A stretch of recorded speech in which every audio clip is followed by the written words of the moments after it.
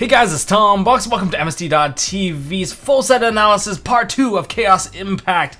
And for this video, we're going through every single archetype, we're going through every single support, full card read for most of these cards, and we're going to look into hidden gems that perhaps you guys might not have thought of before, because you know these sets are 100 cards big, and maybe you don't go over every single common cards here, but that's what I am here for. You guys can go ahead and minimize this video and just listen to it like a podcast, and maybe you'll find a couple of hidden gems here and there. Feel free to put it on ×2 speed in case I slow play you guys, because I'm too slow at reading. You know, it's not intentional. It's just that this is midnight and I'm just going through every single card here, and I've been like super tired, super busy working on my brother's wedding, which just this past weekend. There was Thanksgiving, Canadian Thanksgiving this past weekend, and also I'm working on my own wedding, so yeah, super busy. So yeah, I'm back for now, and yeah, let's kick this one off. So make sure you guys hit that like button, hit that subscribe button, don't slow play the channel, hit the subscribe button, and ding the notification bell so Ding Girzu won't send you to the Shadow Realm.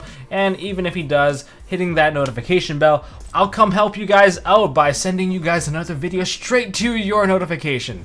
Aside from that, let's just jump into this one. Now I'm splitting this whole thing up into major support and minor support. So major support would be decks or archetypes are gaining a lot of big impact cards that perhaps will change up the way that the deck is being played, or perhaps the cards individually are extremely strong and just changes the deck to some degree where it just alters the play style. As for minor support, they're just getting a couple of cards, they're just extending what they already have, and perhaps it's just a couple of cards that make the deck a bit more playable in the competitive setting and perhaps giving them a little bit more gas. So it doesn't mean the minors are weaker, because there's a couple of decks that just gain a couple of support, but they are really heavy on the impact as well. So that being said, let's start off with Cybers. I'm talking about all Cybers. We're going to go into Marine sets, which is the Water Cybers, and also Salamanca. Of course, Cybers, they gain a vanilla monster.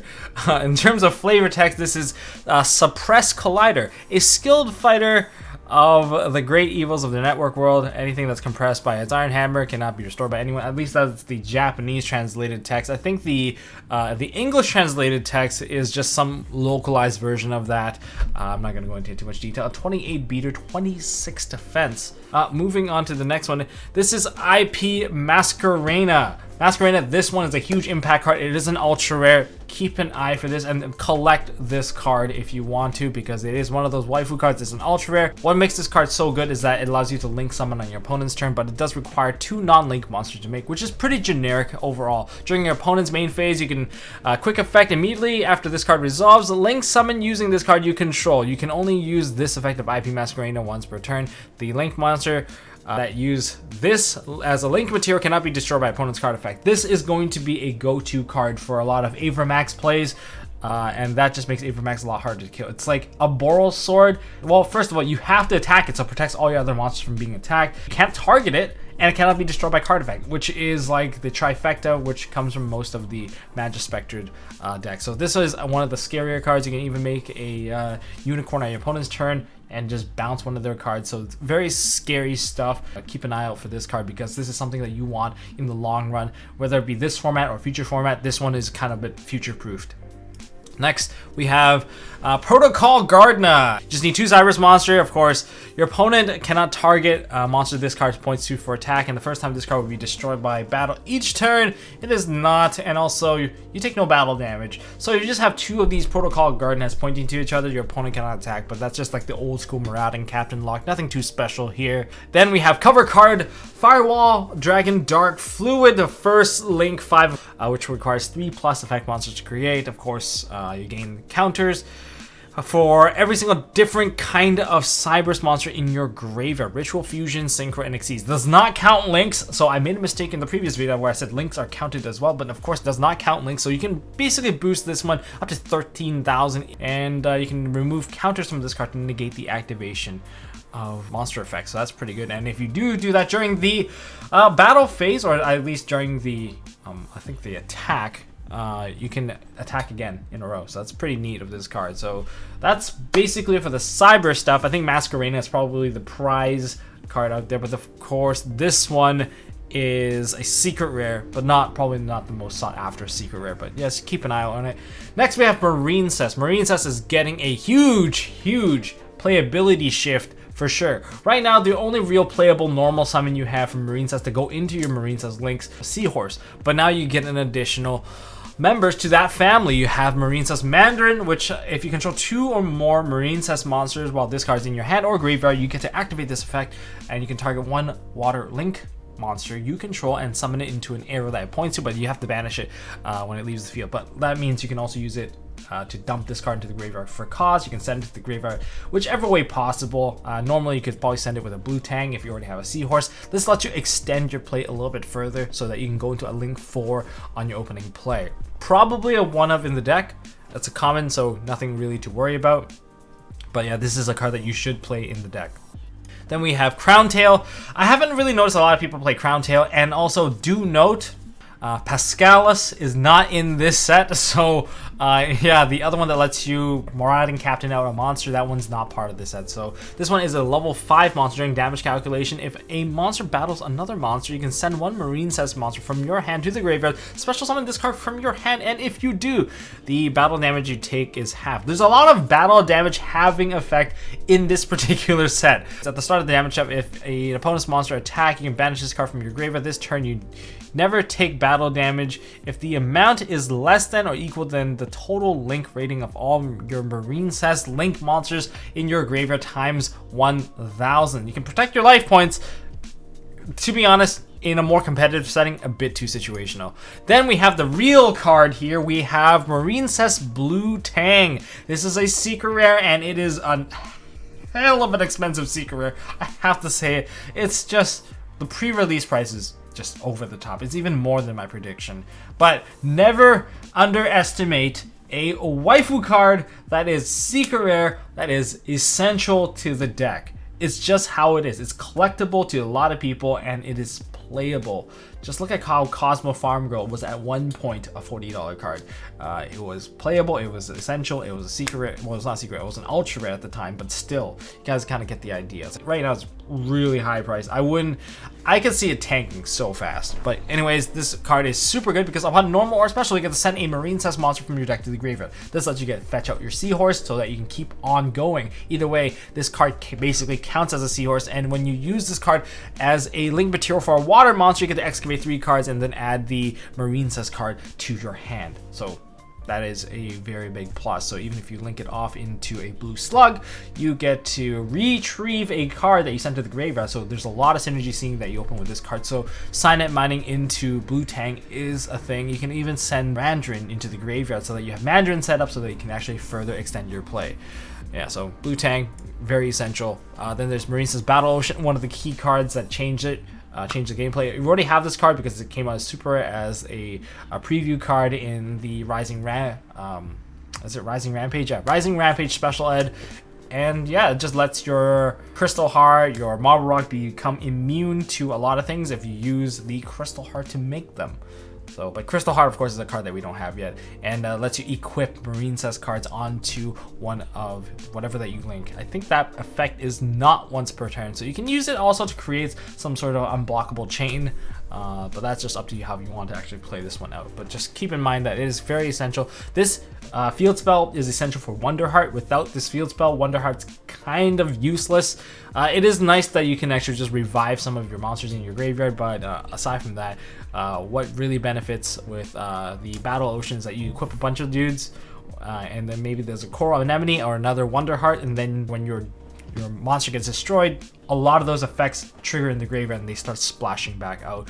A ton of advantage. On for like the traps, we have Marine Cess. I think this is current. You can just basically banish any number of Marine Cess link monster you control, target 1 face-up monster on the field. It gains attack equal to the link rating times 300. So it's a damage steppable trap, I guess, but it's not really the most essential one. I think Snow has a bit more utility, but even Snow is kind of like a situational card. I don't know if I would personally play it. I might tech a copy just for the sake of teching a copy. But if a Marine Cess link monster you control is destroyed by battle card effect, 90% of the time you're not going to be destroyed by a card effect, you're going to get killed by a kaiju, which is why I feel like it's kind of situational. Target one of those monsters, special summon one Marine Cess Link monster from your extra deck with a lower Link rating. It is counted as a Link summon, and if you do, it is unaffected by your opponent's card effects while you control it. That's pretty nice. I kind of wish you could just activate this card from your hand, but this is not one of those cards that you can activate it from your hand.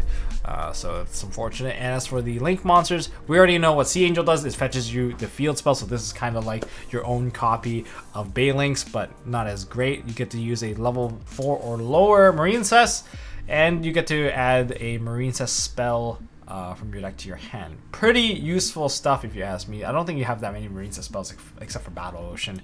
Marine Cess Crystal Heart. This card is actually pretty neat because a lot of people think that you actually have to extend so far into the deck to really make plays. This one requires 2 water monsters. It doesn't require Marine Cess to make. Now, while this card is an extra monster, it is unaffected by your opponent's monster effect. So your opponent cannot Nibiru this card away. So there's that.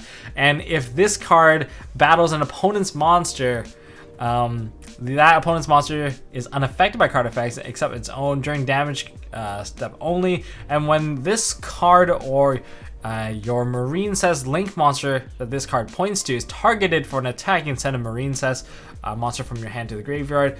You cannot be destroyed by battle, and then you don't take any battle damage. Very similar to Marble Rock. And then of course we have Wonder Heart that's you equip, and they can whenever you battle I believe whenever you battle a monster, you get this special summon out during the damage step. One of your Marine Cess monsters that's equipped to this card, so you need the Battle Ocean to actually get those equipped, because that's the only way you're going to get the equip, and then you summon it out, and then you get to open up more zones to play with. Usually you're just going to spam a bunch of links, and those cards will have their effects if they're sent to the graveyard. So that's it for Marine Cess. That is already 10 minutes into this video, so I probably should speed up now. Okay, on to Salamangreats. Salamangreats, they get 3 cards, 2 spells. We have Transcendence. This is basically just a reincarnation Link without using the field spell, which is pretty nice. And since it's a quick play spell, it can help you dodge some effects, which I think could be very useful, but depending if the card effect targets or not. If it's a targeting effect, this is absolutely great because you can just use it to dodge effects. Then there is Burning Shell. Special summon a Salamangreat monster from your hand, but negate its effects if any, and then you immediately Link summon, using it as a Link material. And for the rest of the turn, the Link monster cannot attack and activate its effects, so it does come with limitations. It is a bit weird. But during your main phase, you can banish this card from your graveyard, target a Salamangreat Link monster in your graveyard, and return to the extra deck.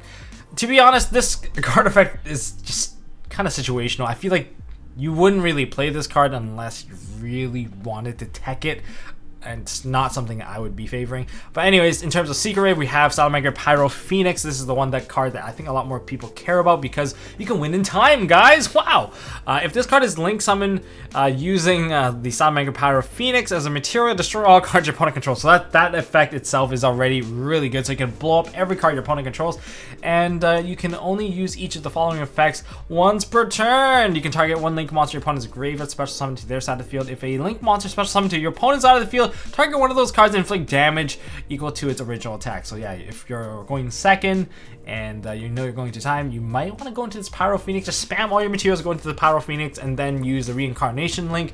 So you need to at least play 2 copies of this. So it does eat up a bit of your extra deck, and your extra deck is already kind of tight if you're playing the Clock Lizard combo and all that stuff. So I'm not sure how you're going to find ways to fit this one in. But overall, this is a secret rare.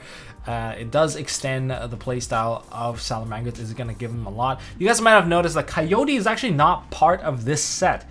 And yeah, so Coyote is right now exclusive to the special ed. So if you haven't got yourself like some Coyote and you plan on using Coyote to add to your Salamangreat arsenal, well, the only way to get it is through the Rising Rampage special ed, so that's unfortunate. And onto Dragons and Rockets. I was actually a bit more intrigued when I started to read all of the dragons. Let's just start off with one of the weirder dragons. Again, more of this having attack stuff.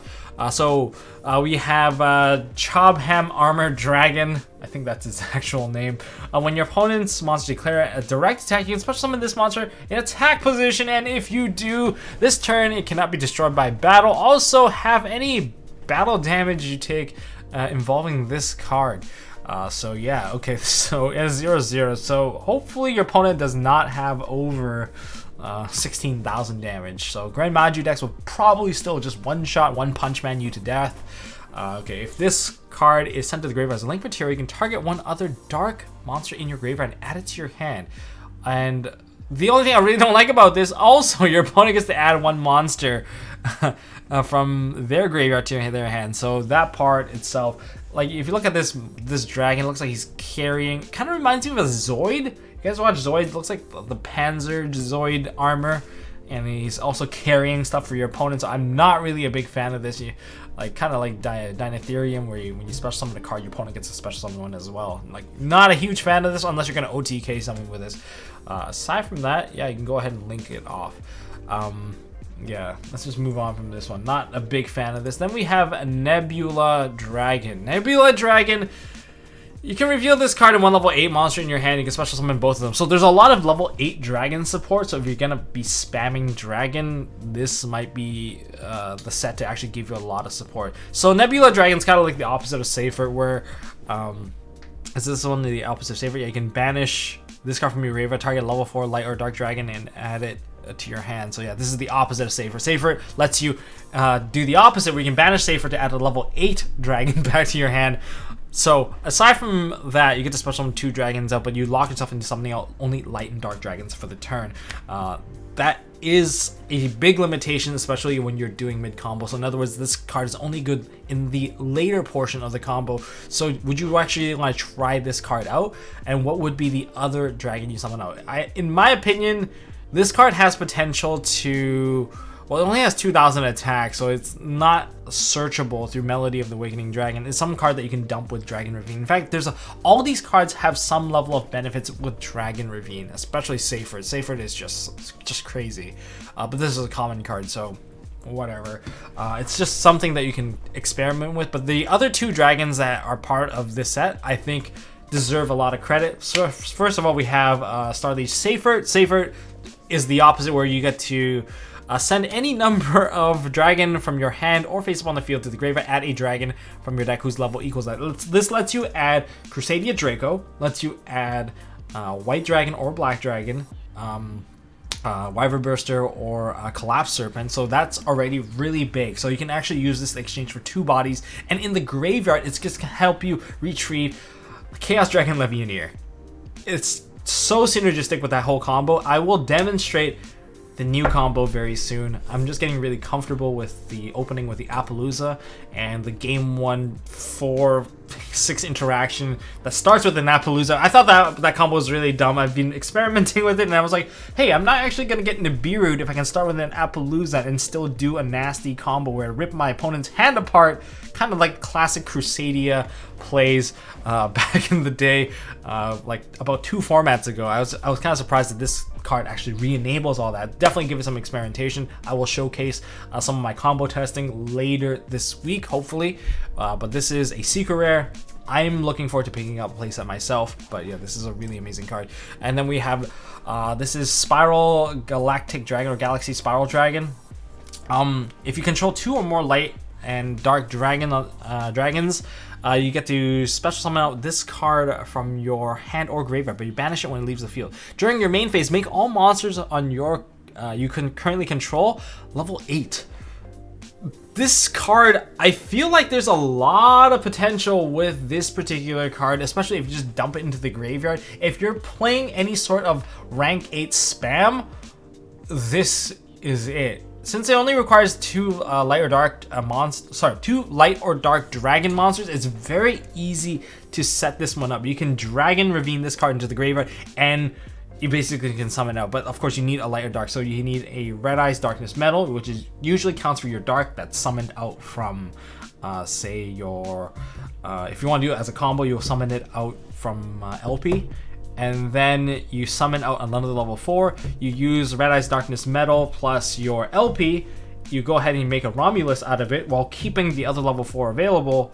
Then you go get yourself the Dragon Ravine, drop the Dragon Ravine, and now you just drop, you just turn the other level 4, you just revive into a Pisty, revive the Red Eyes Darkness Metal. Red Eyes Darkness Metal revives another, perhaps light or dark. Hopefully you have another light or dark dragon available. And actually, you probably do, because now you have like a Pisty and you have the Red Ice Darkness Spell. That counts for 2. With the Dragon Ravine, you can go ahead and dump this card into the graveyard, summon it out. Now you basically have 2 level 8s because it turns all your dudes into level 8s anyway, so that you can go into Hope Harbinger, and then if somehow you can just link off the Pisty, then you don't lock yourself into dragons anymore. So there's a lot of things you can do with this card. I think this card is worth experimenting for sure, because it's level 8. You can even play a trade-in engine to kind of play rank 8 spam. Anyways, I'm really going into detail with this one, and yeah, that's about it for the dragon monsters. Now, in terms of like rocket support, let's go into, of course, the first one is Striker Dragon. Striker Dragon lets you use any level 4 or lower dragon monster, summon it out, add boot sector launch. This adds a little bit more onto the rocket deck. Another card that was added to rockets would be the Rocketry Loader. This one is Overburst Dragon, requiring 2 rocket monsters to actually make this one. You can target a link monster you control, special summon 1 rocket from your hand to that link monster's pointer, and it cannot be used as a link material. So in other words, ideally, you would summon a Rocket Tracer, and Rocket Tracer can be used as a synchro material instead. Like, go figure. Or you can even use as a fusion material. That is also a possibility. And when this card is destroyed by battle and sent to the graveyard, target one of your rockets and add it back to your hand. So it's not too bad. It's got 18 body. It's got left-right arrow, which I don't think this rocket deck has a lot of in particular. But yeah, that's what this is for. Now, there's also Galaxy Satellite Dragon. I kind of like overlooked this card for a bit. It requires 2 dragons, 2 generic dragons. But when you lock yourself into Dark Dragons, this is the card that lets you do your whole Guard Dragon combo. I guess you don't really have like the full combo anymore, but you can still use this card to set up 2 corner arrows, and you get the double pointer. And yeah, it's just overall pretty much letting you set up and go into like a Boral Sword or Boral Load, just in case you want to break a board or you want to kill your opponent right away. So that still opens up that opportunity. Remember, if you use the rocket effects, you're only locked into extra deck dark monsters. I don't think you're locked into dragons per se, but if you are locked into like LP or whatever and you're stuck under dark dragons, this is one way that you can still perhaps execute your combo. Okay, looking into the Unchained Archetype, I'm going to try to speed through this because we're 20 minutes in and I really don't want to go over time here. So we have the Unchained Archetype. They are the first archetype that mainly plays with the playstyle of destruction and linking with your opponent's monster, going into dark link monsters. That is a really great way to break opponent's boards, because much like Super Poly, using your opponent's card as material can really just knock the power scale off balance and perhaps break a board. And what's more fun is that you can actually use some of the link monsters in this arsenal to link away your opponent's cards during their turn, mainly using the Unchained Soul of Rage. But in terms of the main monster lineup, we have 3 monsters. We have Unchained Twins Raka, and you also Unchained Twins Aruha, and then we have Unchained Soul of Disaster. So those are your main monsters here. Unchained Soul of Disaster, any of the soul of whatever monster, you get to use your opponent's monster for link summoning, but you have to activate it as an effect. So it's kind of like IP Masquerade to some degree, but you're limited to only summoning out dark link monsters using their effect. If you don't use their effect, then you can link into whatever you want, but these 2 monsters do have a restriction that locks you into Fiends if you use their effect to pop a card to summon itself out, or you use their effect to just pop another card on the field. Just target a card you control and destroy it. So what you usually want is a line of spells, because all their spells and traps, whenever they're destroyed when they're set, you get to summon out a Unchained monster from your deck. And that's basically how all of them work in terms of what they have. You have this one, if you link into an Unchained monster, you get to pop 1 card on the field and set destruction, summon out a monster. This is their Rhoda Unchained. Basically add an Unchained card from your deck to your hand. So it's just really, really good. And you can even set it as a bluff if you have extra. So I expect a lot more people to play Cosmic Cyclone if this deck gets big, because you really just don't want to pop any of these cards. And then there is the Unchained Escape, which lets you pop one of your own cards to your opponent's cards, kind of like a twin, not twin twister, but like a double cyclone. And we have the Abominable Chamber of the Unchained. This lets you special summon out an Unchained monster from your hand or graveyard. This card, I think in particular, is especially useful, simply just because you can summon out some of your link monsters back onto the field, and the link monster that is very scary is the Unchained Soul of Rage. In terms of what this one does, this one is the Unchained Soul of Disaster, probably one of the monsters that you want to bring out to break a board. You want to pop one of your own cards, summon this card, link with your opponent's card, and then you're Gucci from there. Usually you can go into a Dark Link, which means the entire Topologic series is available to you, or you can go into Nightmare Unicorn, IP Masquerina, and Decode Talker. I don't know, there's just a lot of fun things that you can attempt to go into, especially if your opponent already set up a Link monster for you to have fun with. Then we have the Unchained Soul of Rage. This is the key monster that you want to keep spamming back onto the field just because it's so annoying for your opponent to make a play. It has high pressure, much like Super Poly. During your opponent's main phase, quick effect, you can target one face-up special summon monster your opponent controls. Immediately after this card resolves, Link summon one dark monster. Now remember, because this card does technically target, there is an opportunity for counterplay. Just keep that in mind. But whenever this Unchained Soul of Disaster is destroyed, you can special summon out an Unchained monster from your graveyard, which includes these guys, or you can use the Abominable Chamber to revive some of these dudes as well. And then we have Unchained Soul of Anguish. Now, these guys are secret rare, so it's gonna get kind of pricey to play this deck, but I'm not sure if they get additional support. If they get additional support where you can easily spam a card out, I can see that this is just gonna be added into someone's engine. And Anguish, unlike Unchained Soul of Rage, this one's not a quick effect, so you're just using it much like the Unchained Soul of Disaster.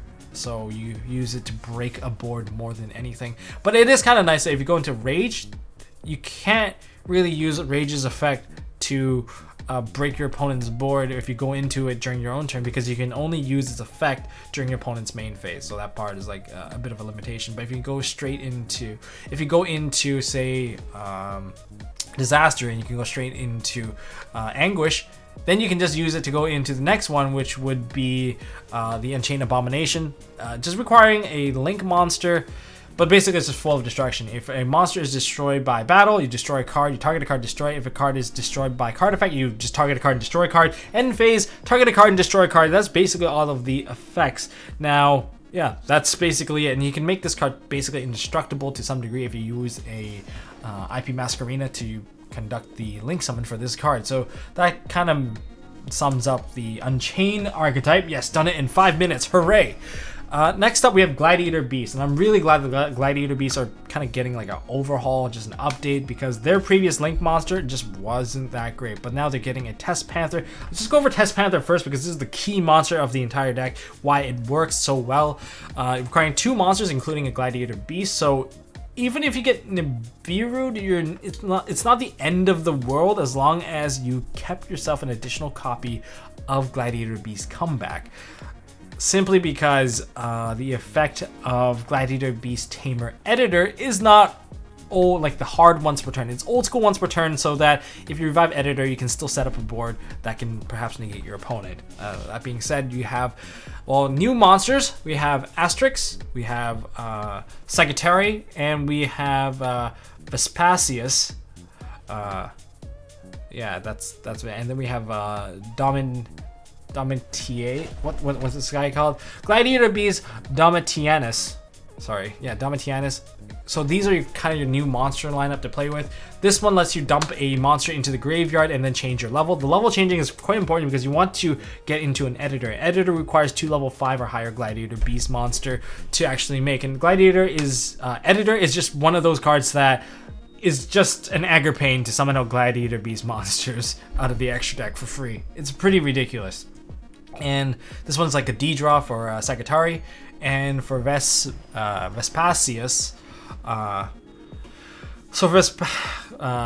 This card lets you summon out from your hand. This card is pretty good for Sneak Peek, and same with Asterix, because high defense, and this one is also high attack, especially if you summon out with one of your cards. And this is a Sneak Peek promo card. You'll probably get an ultra rare copy of this card anyway. Summon it out from its own effect. If your Gladiator Beast monster battles a monster, you can summon out this card from your hand, and you can only use this effect once per turn. If this card is summoned out by an effect of a Gladiator Beast monster, I think it includes himself. All monsters you control gain 500 attack, because it would be a Gladiator Beast monster effect if you do summon it with its own effect. And of course, the biggest card here is Gladiator Beast Comeback, which lets you special summon out a Gladiator Beast monster from your hand or graveyard of a different type that you control. These different typing is going to be very important, because a lot of these cards require different typing for you to maximize their effects. I'm not really a big fan of United. This one is just basically lets you tag into one of your fusion monsters during the battle phase. To me, is like, kind of mediocre. Then there's Gladiator Beast, Gladiator Rejection. This one is not a Gladiator Beast card, so you will not be able to search this card out with Gladiator, not Gladiator, but like Test Panther, because it's not a Gladiator Beast card. But it is a very fun card that you want to use if you want to max out on it and use the Andal engine, so that you can use one unexpected die, and you can summon out Andal, and this will spam out another card, setting you up for a free Panther. So there's that. And also, all your Gladiator Beast monster cannot be targeted with card effects, except during the battle phase. But by then, it's kind of too late because you've set up a pretty big board. And if you want to destroy cards, I recommend using Gladiator Beast Charge. Target the number of, target face-up cards on the field up to the number of GB monster you control with different names, and then you just destroy them. It's better than Icarus Attack, I would say, because it's kind of free, but it's also like a trap card that require a bit of setup, so it's really only good going first. But if you're going first, I think you prefer playing stuff like Twin Twister to actually answer some of the back row problem. So it's like a win more card in some sense once you have a setup. Then we have Gladiator. This is not even a Gladiator Beast card. This is Gladiator Nomachia. There's no match for you. I guess you force your opponent to battle, and if this card is destroyed by a card effect while it's in your spawn trap zone, you get to have all your Gladiator Beast monster cannot be destroyed by battle for this turn. So yeah, that's kind of fun, and you can use it as a damage step effect as well. So there's kind of a fun thing. And Test Panther, you get to add a Gladiator Beast card when you link summon into this card, and you get to use it like a Test Panther where you target one of your Gladiator Beast monsters, shuffle it back in, and then summon it out one other monster, and it counts as a GB effect, which triggers a lot of their summon by GB effect. And we have Dominatus. Dominatus is just battle phase control and effect negation, and it's a 35 body. Battle phase control is really good because when your opponent declares an attack, they just declare the monster they want to attack with, and you choose the remaining target, which can lead to a lot of destruction. If they have a really crazy effect and you don't want them to destroy themselves by battle, you can force them to attack a defense mode monster, or you can force them to attack this card. Either way, it just feels like you're always under the effect of, what's his name? Number 38, Hope Harbinger. So yeah, there's a lot of fun stuff you can do with GB. Complete change. The whole point of the GB deck now is to summon out two monsters, including a GB name, and go into Test Panther, and then add Comeback, or if you already have a Rejection, just set up your board so that you can spam out as many boss monsters. Of course, you get eaten by Nibiru. Let's just be honest here. You need two monsters to go into the Test Panther. You need to summon out a card for the Test Panther. That's 3 cards already. And then if you shuffle it back in, that's 4 summons.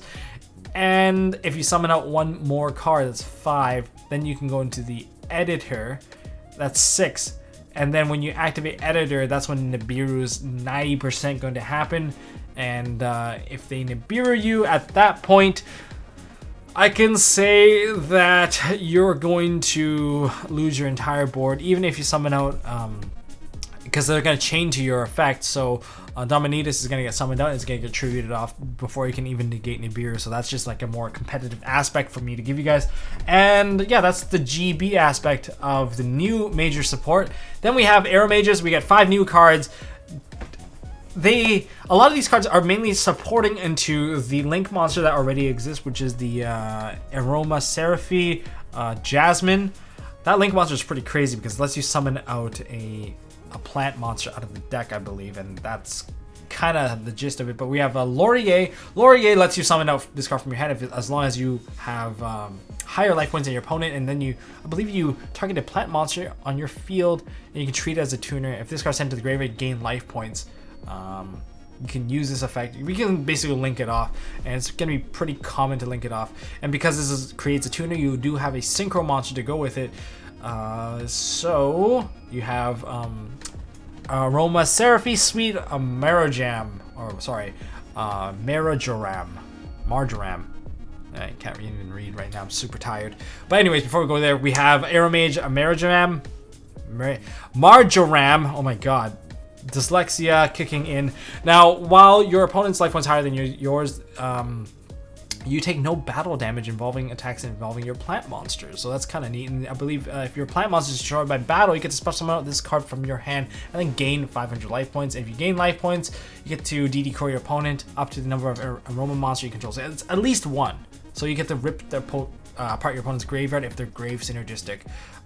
It can kill a Salamanca player if you do this, so just keep that in mind. So Sala players, watch out for arrow mages, I suppose. Then the spell card is kind of interesting. It makes it so that it's kind of hard to kind of just OTK them, because if they have lower life points than you and you declare an attack, they get to special summon out a aroma monster from their deck. So there's that. And if they gain life points by special summoning or normal summoning on an aroma monster, except during the damage step. So both of these effects can activate and they kind of synergize. So the moment they summon out a card, they could perhaps draw a card if they're summoning out Jasmine, or if they really want to survive and put out a 34 beat stick, they can summon out Bergamot for the walling effect. So there's that, or they can go for Rosemary to put your monster into defense mode. Yeah, there's just a ton of effects that they can just really push forward to keep themselves alive in this case. Just so you can keep that in mind. So aromas, and of course they get a new trap card, Blessed Winds. Pay 1,000 life points, summon an aroma monster from your graveyard. It's pretty strong, or you can just gain life by sending plants from your hand or face upon the field back into the deck, or graveyard shuffle back into the deck, gain 500. That's basically what it does. And of course the synchro monster, anytime you gain life points, target a card on your opponent's side of the field and destroy it. And if this card is, well, if you actually not link but synchro summon into this card, you get to add one of your wind trap cards to your hand. So that's kind of neat. There's a lot of benefits into doing so. And if your life points are higher than your opponent, they can't target any of your plant monsters with card effects. Overall, it's not that this, like, there's a lot of great additions here, because setting up your plants, setting up free plants, and just getting your arrow mage strategies to kick off right away, this is probably a really good setup to get that thing going, for sure, especially if you can quickly go into Aroma Seraphim Jasmine. And that's basically what this support is doing for you. And now for the TCG exclusive archetype, we have Dream Mirrors. I talked about this in Team Samurai X1's, I guess the video I did for him. And Dream Mirrors needed a lot of cards to actually get it going, and they added a couple of normal monsters, gave us a search card. So in terms of the monster we can summon out now, we have Beast Warrior, so we can play Tenki to add this card to our hand, so we don't have to waste our other one just in case. But we need some ways to fetch the mirror, and they gave us some ways to fetch a mirror too. So overall, how do I think about Dream Mirrors? They still have the deck building problem where you need the opposite. You need the right cards to go into it, which means naturally, if you want to build a good Dream Mirror deck, you're naturally going to have bricks in the deck. It's just how it is. But so friend or foe, we have Fantastis. This lets you special summon out a card from your graveyard, which is pretty decent. It's a pretty good effect after all, because you need more ways to summon out your dudes.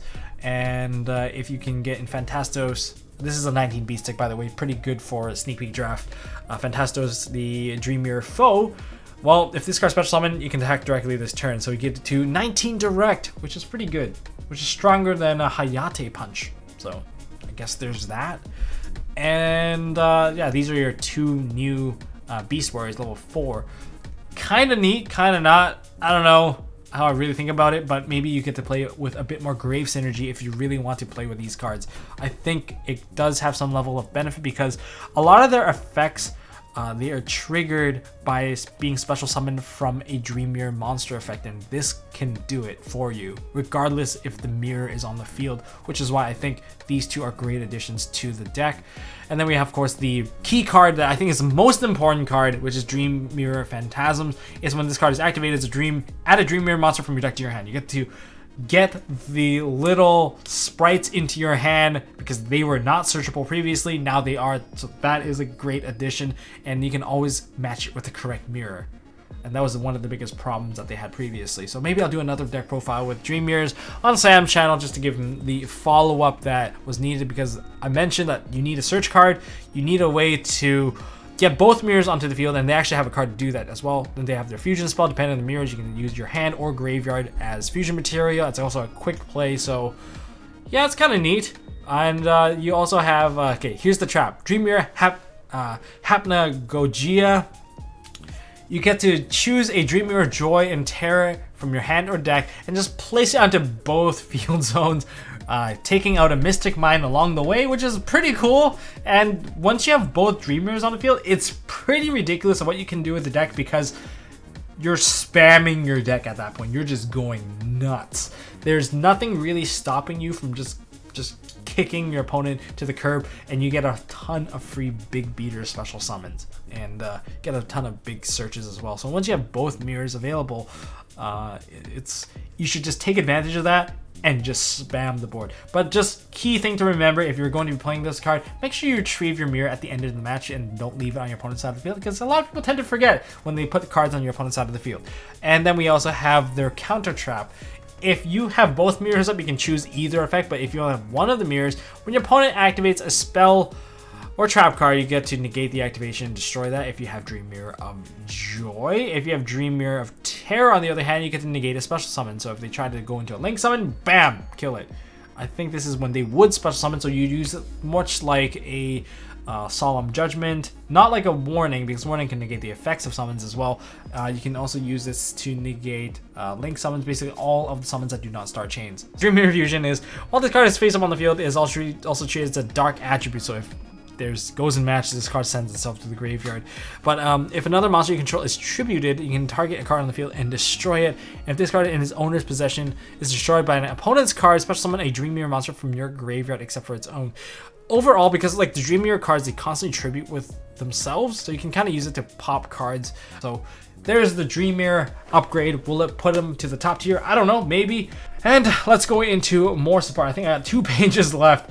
All right, minor support. If you guys haven't subscribed to MST.TV, you definitely slow played the channel just now. So make sure you subscribe to get your appeal in, and ding the notification bell. Also, like this video if you enjoyed this so-called podcast style video so far. I know it's super long, but you get to go over every single card. So far, there's a lot of cards that I think I would like to put into my draft deck so far. Anyways, let's go into the minor support, and we're just gonna run and gun through this, see if we can get through most of this right now. So there's one more page after this one, which would be the traps and the extra deck monsters. So these are kind of like the more looser support. They don't get exactly too much. Starting off with Tenyi. Tenyi probably could have been in a major support because they're getting the addition of Ashuna. This is Tenyi Dragon Ashuna, and if you control no effect monster, this one is the one that summons out a Tenyi monster from your deck. So for some people that want an engine to just spam 2 monsters, this might be the card that you want to get into your hand. It is a level 7,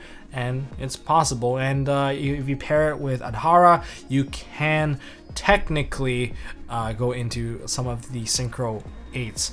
And speaking of Synchros, we have the Synchro, we have the Dragon Beserker of the Tenyi, and this is a generic card. It's a very powerful card. When your opponent activates a monster effect, you can just banish that card, which is really good. If this card destroys an effect monster by battle, sends it to the graveyard, it gains that attack of the original attack, and then it can also make a second attack during the battle phase, which makes it extremely threatening if you just leave this card on the field. If you just synchro into it, it's just not that bad. It's also generic, so anyone can play it. If you're playing Sneak and you have this card, this is one of your biggest win cons that can just completely take a game.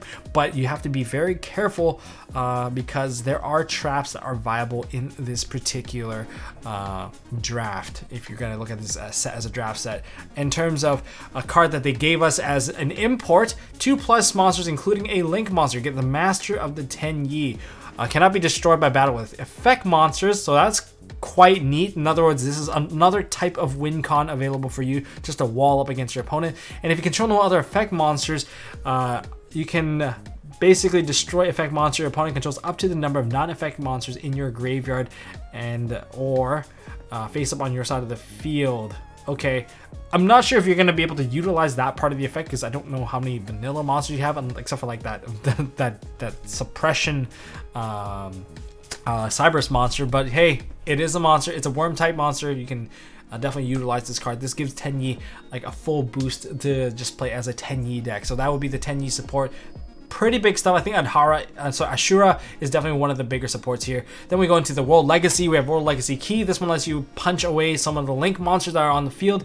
You just have to discard a World Legacy card. During your main phase this turn, you contribute summon 1 monster. So that's kind of neat. In addition to your normal summoner set, it is a level 1, so you can kind of tribute this card off if you really want to. Aside from that, if this card battles a Link monster, just return it to the extra deck. So it's a 0/0, it's a sword. I don't know what else I want to say about this card. Then we have a World Legacy continuation. Or, no, I think this is not the actual name for it, whatever. But you guys kind of get it. This is the World Legacy. Oh, this is called the World Legacy. And the World Legacy, if a level 5 or higher monster is sent to the graveyard, put a counter. If you have 7 counters, summon out a Cyberse Link monster from your extra deck.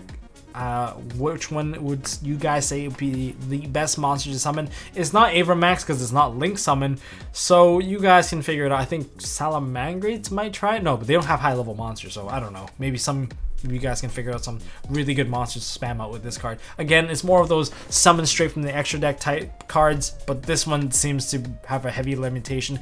Like, it's no dragons, am I right? Then we have the trap card. This is the World Rebirth, I believe. Special summon a World Legacy monster from your hand or deck, but destroy during the end phase. You can summon out the World Wand, you can summon out the World Lance. There's a lot of things you can kind of summon out. You can summon out the World Legacy Guard Dragon if you want, the Meliodark, and then you can use World Legacy Monstrosity to go ahead and make yourself a VFD to play with it. So that would kind of summarize the last remaining bit of like archetype support. Everything else is kind of minor. We have Prime Mineral, Man Strong. Cool. If this card is set and destroyed, you summon it out, and then you can add a monster from your graveyard back to your hand, which is okay, kind of neat. Kind of slow. You can set this as a spell and trap. And this one, this is Prime Mineral Congrate.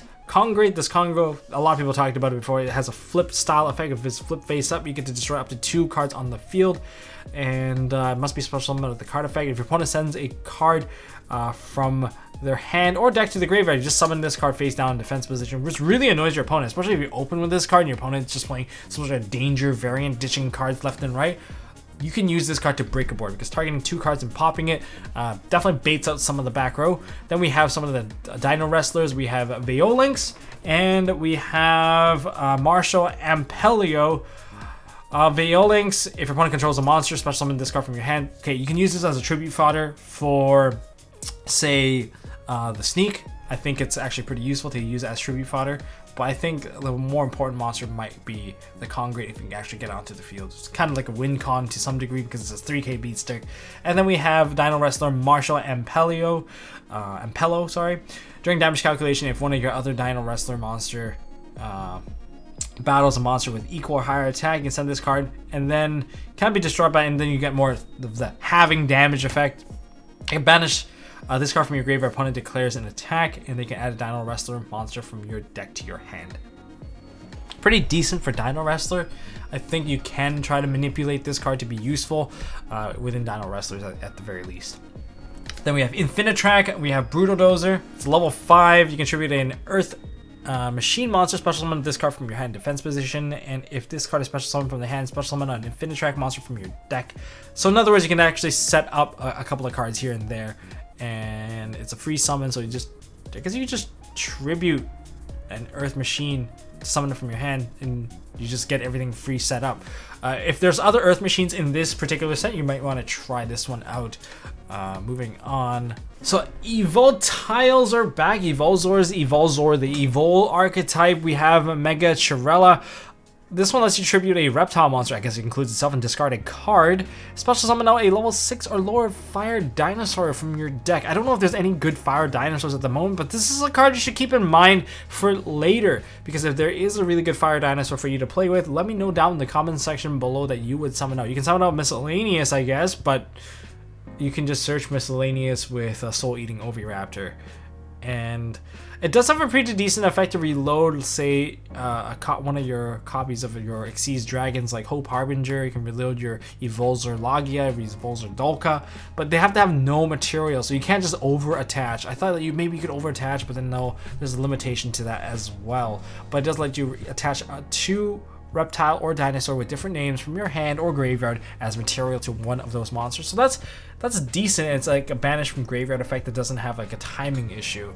So I don't know, maybe there's some opportunity there. Then we have DD Patrol Plane. I don't really like this card. During your end phase, if this card is banished and was banished this turn, banish one card in your hand, field, or graveyard. And if you do special summon out this card in attack position, you can set this card up, I guess, with a Dimension Shifter, I suppose. Yeah, there's that. During the end phase, it does have, it just feels like kind of costly to me. Then we have Monster Express. Target a face-up monster you control. Send one monster from your extra deck to the grave of the same type, and then for the rest of the turn, you cannot special summon a monster except monster with the same original type as the monster sent by this effect. Ugh, it's kind of like the Extra Foolish Burial, but with a much bigger limitation. That's, well, I'd rather pay half my life, to be honest. Then we have Mimicked Carell. This one likes to excavate the top card of your deck, and if it's a monster, you can special summon it, and I believe you put this card to the bottom of the deck when you use the effect. It's a cute little stuffy cat with little pins for eyes, little button eyes. I don't know what you would use this one for, but if you actually set up the top of your deck with some really beefy monster or something that really synergizes, adds spells to your hand or whatever, probably a go-to card. I think you might want to try this card out in Sneak if you have something like Congrate. Must be special summoned by card effect. Yeah, you can definitely do it, but yeah, it'll be like a one-turn thing, and it will just go away. Maybe not that great. Maybe not that great. I don't know. Then we have Giz Mech. This is Giz Mech Yada. You can special summon out this card by tripling it one normal summon or set monster. That's cool. And you can use each of these effects once per turn during your main phase. If this card was normal or special summon this turn, you can immediately, after this effect resolves, you can normal summon out one monster, and you cannot special summon a monster except for the monster with the same original type. It seems like there's a lot of type blocking, and if this card is special summoned by its own effect is tributed, you get to gain 2,050 life points. Giz Mech, all the new Giz Mech monsters, they have 50 attached to them, so they get a little slight advantage over the guys that are just naturally at 2,000 or 24. And then we have, what is this card? This is, I forgot what's his name. It's not Bringle, it's Brig? I don't know. I can't remember. This is that Sea Serpent. Normal or special summon, target a water monster in your graveyard, gains attack equal to its attack. And I believe it's just more attack gaining type cards for you here on out. We have Astra Ghouls. Astra Ghouls is kind of interesting. When this card's normal summon, target a level 4 or lower monster in your graveyard, special summon it in defense position. And once per turn, you can roll a die and then change all face-up monster you control to the result of that die. So you get to play with some ranking, or maybe even some synchroing to some degree. And finally, we have Luna, the Dark Spirit. This card is, I think, one of the most useful cards in the set, because all it requires for you to summon this card is just banishing a dark monster. So it can be useful in like danger variant decks, because if you want a level 4 body to go into, say, I don't know, what would you want to go into? Maybe a Saryuja, maybe you want to go into Abyss Dweller. Well, this is your option. Then we have, this one is Bonds Alone. Bonds Alone is awkward, because you can't really normal or special summon this card when you control a monster, so you can special summon this card from your hand in attack position. If another monster is summoned to your field while this card is on the field, just destroy this card. It just gets scared and just destroys itself. Not cool at all. You can tribute it off, but you can also use it to go into Link Karibo or Relinquish Anima once we get that card. Then we have Petroleum, the Burning Star. When this card attacks, destroys opponent's monster in the main monster zone. By battle, discard a card, and it can attack again in a row. Also, that zone cannot be used until the end of the next turn, so you can use this to block out a zone. It's kind of neat. It's a machine, and it's level 8. One of those cards that you contribute summon for in this set. This is a very fun card. Hop-Eared Flying Squad. It's a tuner that lets you synchro from your hand. During your opponent's main phase, you can target one face-up monster you control, synchro, special summon this card from your hand, and if you do immediately after this card resolves, you can synchro summon a monster using this card and that other monster. The other face-up monster you just targeted. So this one's kind of a neat card. And then we have Bayonetter, the Baneful scope, or the Baneful gun. This is just a gun, really. If once per turn you can target a face-up monster opponent controls, they lose 1,000 attack. It's useful for Sneak. I don't know how much useful it is later on. Yeah, well that kind of runs down to most of the spells. We have Watt Train. Add Watt cards equal to the number of different Thunder monsters you control with different names. And during your main phase, except during the turn this card is sent to the grave, or summon as many Watt as possible, you can summon out Watt Giraffe to really just stun out your opponent with your whole Thunder Dragon board. If you really want to go in that direction, not... is it a thing? Is that why Thunders didn't get hit for this one card? I don't think so. I think it's just Thunders are just better on their own. But correct me if I'm wrong. If there's some top list, let me know. Tyrant Farm. Tribute an effect monster, summon out a non-effect monster with the same type and attribute from the graveyard. If you have Earth Machine types, you can summon out that the Gaia Video Gaia, the Lightning Charger Knight, whatever it was. Then we have Bounty. Bounty, this is literally the definition of a win more card. When your attacking monster destroys your opponent's monster by battle, you can target a card in your graveyard and add it to your hand, but you can't activate cards for the rest of the turn with that same name. Literally, it's a win more card. Add another quick play trap, or sorry, quick play spell, or a trap card and just set it back onto the field. That's all I can really think of to use this card.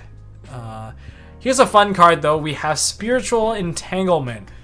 This is a 1-for-1 removal. Good for sneak, especially if you want to get rid of a body and just punch for game. Target one phase of monster opponent control. Banish it until the end phase, and yeah, that's it. You just banish it until the end phase, and then you just attack it and just attack through. It's pretty neat, to be honest. Old Mind. This is one of those quirky cards that I don't think is going to see a lot of play unless you're trying to do something funky. Look at your opponent's hand and apply one of the following effects. Discard both that opponent's card and one card from your hand, monster, spell, or trap, and then add this card from the field to your opponent's hand, and if you do, draw one card. Oh, this is so weird because you're giving your opponent the opportunity to rip a card out of your hand later on. This is kind of like really nerfed Confiscation. That's kind of what it is. It's a super nerfed version of Confiscation, but you can use it to take out Nibiru. So there's that, I guess, if you really want to play this card. It's neat because both players discard a card. If you're playing Dangers, you can discard one of your own cards, and that's that. I don't know. This card's kind of quirky. Or you can just lose 1,000 life points if you don't want to discard any of their cards because they have everything that synergizes very well. And then if that happens, they don't put this card in their hand. So yeah, you pay 1,000 life points and look at your opponent's hand. Yeah, okay, cool. Action Magic, double banking, and there's also Action Magic full turn. For Action Magics, I think double banking is the one where you can discard a card if a monster you currently control destroys an opponent's monster by battle. You can make it attack again in a row during your main phase. If this card's in the graveyard, I believe you can discard a card to set this to your spawn trap zone. That's cool, but I think the other one's cooler because the full turn lets you do double damage. This turn, any battle damage a player takes involving 2 monsters is doubled. You can really just whack someone to death with this card during your main phase. If this card is in your graveyard, except during the turn it's sent to the graveyard, well, you can discard one spell card and reset this card. It's kind of neat. Maybe you can use like Utopia Lightning, put it to 5k, but attack a monster to put it to 5k that could just potentially just one-shot your opponent. Kind of like a double or nothing. It's possible. And the Old Man is back. You can choose to gain life, or you can choose to damage your opponent. Is this a win in time cheese card? I wouldn't put this in sneak because it's kind of worthless, to be honest. Then there's the Evil Eye. Okay, now that we're going to something that's a bit more useful. The Evil Eye stuff. We have Evil Eye of Gorgon or Gorgane. Of course, it changes its name to Evil Eye Selene, so that it does let you use a lot of the Evil Eye monster effects as long as it has like a Selene on the field. So if your life points are lower than your opponent's, the equipped monster gains the attack difference. That's kind of cool. You can banish this card from your graveyard and discard one Evil Eye card to add an Evil Eye spell or trap from your deck to your hand. So you can add Selene into your hand just so that you can start getting the popping effects and just gain a ton of attacks. Overall, just gives you more names of Evil Eye Selene. Of course, there's a Link monster that goes with it. That's all the spells. And okay, last little bit, traps and extra deck monsters. Okay, traps. Is this card going to be useful? Bang Pauline for sneak? Maybe if you're really skilled at timing your positioning, but you really need like links to really just benefit off of this. But activate this card by choosing one unused monster zone. You can use this to actually lock out an extra The extra Monster Zone too, looking at the name of this card, it says Monster Zone does not say regular Monster Zone, so you can use it to bounce this card and your opponent's monster. So if they try to go into extra deck monsters, you can just bounce it. So it's kind of neat. Well, let's see competitive play. I don't know. It seems very slow in my opinion. Maybe someone will take it just for fun. Maybe someone will experiment. We have Dance with Beasts. If someone declares a direct attack and they're over 8k worth of damage, basically OTK, summon out 3 monsters with different original names. One from deck, one from grave, one from your hand, and attack position. So it's kind of weird. It's very situational. A lot of these traps are very situational. That way, Soothing Burial, it's just Foolish Burial trap, but you can't activate the card that you send to the graveyard. For the rest of the turn, you cannot activate cards with the same name. A lot of these cards that let you search cards or retrieve cards, they're locking you out of using their effects, and that seems like the ongoing trend. Then we have Soul Levy. Every time your opponent special summons a monster, they have to mill 3 cards from their deck. This is like a continuous trap, so they have to keep doing it. This is literally the Bone Tower all over again. It is the Bone Tower after all.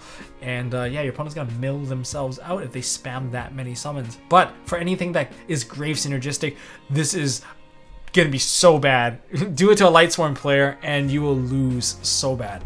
Then there's the trap for the Tachyon Galaxy Spiral. Target a Dragon Galaxy monster you control. There is one Dragon Galaxy available in this particular set, which is the Satellite Galaxy Satellite Dragon, and until the end of this turn cannot be destroyed by battle and unaffected by card effect except for its own. And if you have a Galaxy as Tachyon Dragon, you can just activate this card from your hand. It's just literally just protects your card for free. It's just like good hand trap, good hand trap. Moving on into the Earth Machine one. This is like, I guess, Infinitrax support. If a face-up Earth Machine monster you control is destroyed by battle card effect, you can target 1 card on the field, destroy it. It's continuous, so I guess you can just keep doing it, but it's once per turn, so it's hard once per turn. You can banish this card from your graveyard to set 1 out-trigger extension. Yeah, more just exceeds machine-type monsters support here. Then there is more cheesy cards that you want to win in damage calc, or if your opponent does damage, you want to basically double magic cylinder to them. During damage calculation, if your monster is attacked, you can make sure that your monster isn't destroyed by battle. If any damage you take from that, inflict double damage to your opponent. So that's kind of bye-bye damage. This is Jelly Cannon. Jelly Cannon is going to be very useful during Sneak because it's going to be one of your best monster removers in available for Sneak anyways, because there's not a lot of spell trap removal. When a monster declares an attack, including your own, you can target a monster on the field and then shuffle it back into the deck. That's why it's really scary. If you open it with it and you want to clear your opponent's monster, that's fine too. And it doesn't care if it's monster face up or not. So that's why Jelly Cannon. I see some fun use to this card even outside of Sneak. And the last trap here is Brutal Beast Battle. This is kind of like Forbidden Apocrypha to some degree. And okay, now for the extra deck monsters, we have this is what's it called? This is that Granite Loyalist. It's just that Rock Searcher. You can use this to search Nibiru. Probably one of the best things you can do against your opponent if you know they're playing a combo deck. Just summon 2 level 4s, go into this, add Nibiru to your hand, and then maybe you just pass turn and watch your opponent not try to combo because they know that they're going to get Nibiru'd, and it's not even baiting them out anymore. It's just that they know you have it, and if that's what you can go into, consider this card one of the cards that you might want to put into your extra deck, just so that you can put that Nibiru pressure on your opponent. Then we have Desert Locust. It just lets someone discard a card, and it also lets you synchro on your opponent's turn. It is an insect synchro tuner. Okay, then we have Gorgane, the Queen of the Evil Eye. This is actually an Evil Eye support. What more do you want to ask? Evil Eye is getting a pretty decent support here. Gains 100 attack for every Evil Eye card in your graveyard with a different name. If this card is equipped with Evil Eye Selene, which includes the Evil Eye of Gorgon because it changes its name, you can target 1 effect monster your opponent controls and negate its effect until the end of this turn. So I believe it's a quick effect as long as you're equipped to it. So yeah, overall, it's a pretty decent card to just negate your opponent's stuff. And you have Evil Eye, Cerzio and all that stuff. You know, there's just more stuff that you can do during your opponent's turn if you have these equips. And you can use this effect of Gorgane once per turn. Once per turn during the standby phase, if this effect was activated, you can also destroy 1 monster this card points to. That's kind of neat, just additional icing on the cake. And we have Seraphim Pepe. I guess it's French. If this card is link summoned, you can place counters equal to the number of monsters that you use for this link summon. So it's a link 3, so you can max of 3 monsters. It requires monsters with different names as well, so pretty generic. I think you can use this one to go into Insectors, because you can remove 1 counter from this card, special summon a level 4 or lower insect from your graveyard. Insectors can kind of do some sort of looping with this. That's what I'm assuming. You guys let me know down in the comments section whether or not you would use this in Insectors as well. And that basically covers all the cards. Oh my god, it's been 15 minutes. If you guys stayed all the way here, give yourselves a pat on the back. Congratulations. It's time of the round, is end of match procedures, so make sure you guys hit that like button, hit the subscribe, and I've basically read every single card. What are the most useful cards I would say in this set? For Sneak, Congrate, the 1900 beaters, there's not a lot of spell trap removal, so traps are actually going to be very useful, especially Jelly Cannon. And if you want to deck your opponent out, you can even consider using Soul Levy. That's an option. If you can get some of the synchro monsters and just spam out big dudes, I highly recommend it. And 10-Yi Dragon the Ashuna, or whatever it's called, you can use it as a wall. It's a 26 wall that you can just keep. Most of the link monsters aren't exactly very useful, especially the Marine Cess. If you're going for sneak play, not the most ideal, because it's very hard for you to actually open with all those cards, getting basically every single link possible and playing with that. If you do get that, well, congratulations, you have another win con that is available to you. But overall, you're gonna have a lot of fun with this sneak. I think this sneak is actually very skillful if you actually can build a decent deck out of it. For those of you guys who don't really play in sneak tournaments, you just go over there for the packs, well, you can kind of ignore what I'm talking about right now.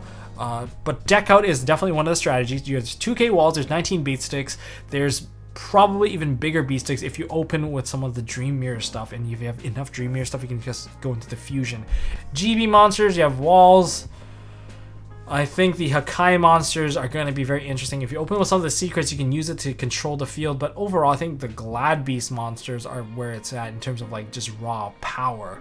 And generic synchros, if you can open one of the Draco Beserker, that is one of the best killers out there, I think, because it's just such a beefy monster, and it just, when your opponent activates an effect, it just banishes the card, which is more board control than I can say for most cards. But if you can actually link into Mr.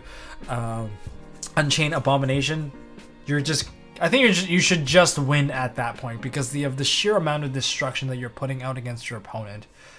Yeah, that's basically my summary towards most of these cards available. And yeah, stay tuned. If you guys haven't subscribed, again, subscribe to MST.TV. And check out the Patreon link down in the description below, so I can do more videos like these ones whenever a new set drops in. And hopefully this didn't take too long. I'll see you guys in the next one. And good luck, and I'll see you guys in the next one, and good luck on your sneak peek.